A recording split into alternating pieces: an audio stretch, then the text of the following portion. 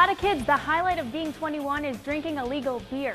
For Jordan Spieth, it's earning a green jacket, a lifetime exemption, and almost $2 million. If the Wildcats win, that'll make 10 times in program history that both the boys and girls lacrosse teams bring home the Section 3 title.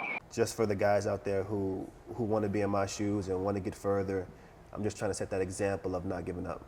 And you haven't given up because despite having a couple rejections from NFL teams, you got picked up by a CFL team in October.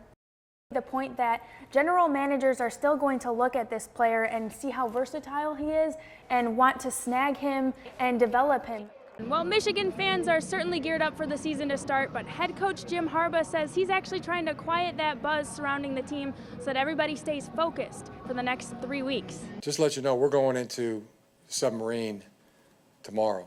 You won't see us for a while. You won't hear from us or see us. We're going to be working. We're going to be in a bunker mentality until we decide to come up to the surface. Senior defensive lineman and Whitmer alum Chris Wormley says players embraced Harbaugh's style immediately. It's just enthusiasm all over the place. And I think that's what we need, and I think that's what we all wanted, all along, is just something that puts fire under us and gets us going. Who's best prepared?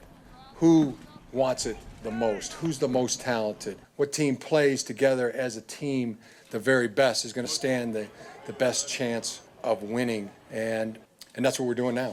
Harbaugh and the Wolverines will open the season September 3rd in Utah. From Ann Arbor, I'm Gabriella Cruz.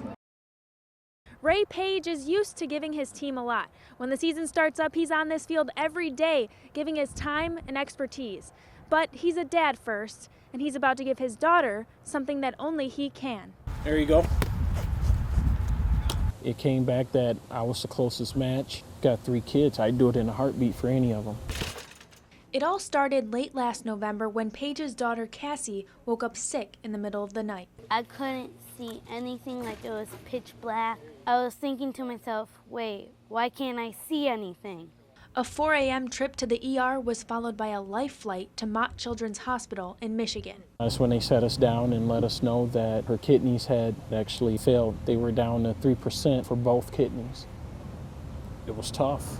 There's a chance I might lose my daughter.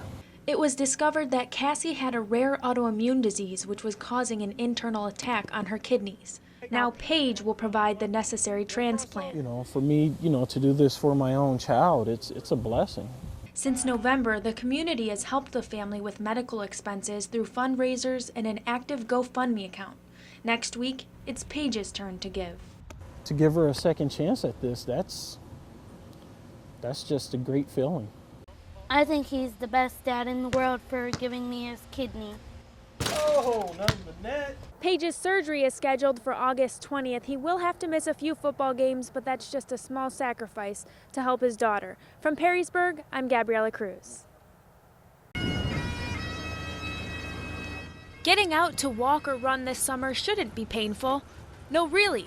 When it comes to exercising, just choosing the right shoe can take the pains out of your gains. Probably the first common mistake is buying by color and being attracted to the style. The other thing is we find a lot of people sometimes buy shoes that are too short for them, or if they're a wide foot, they're buying shoes that are too long for them. What they'll do is they'll buy a larger size in order to get the width that they need. It fits that wide part of their foot, but it's not fitting the rest of the foot very well. Another thing to consider is when a brand changes or updates the particular model you may be used to wearing.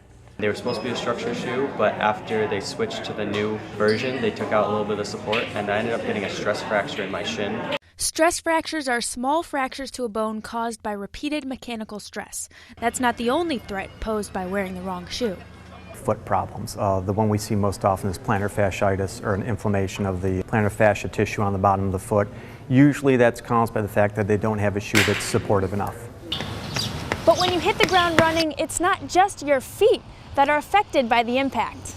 Depending on how your body stores that tension, it can run all the way up to your hips and your lower back. This also goes for those who may not be running or logging a lot of miles. I do a lot of walking. One of my favorite walking areas is Green Lake State Park. Hey, what do you think? Whether it's marathon training or frequent strolls in the park, it's important to have the right equipment, the shoes. Gabriella Cruz, NCC News.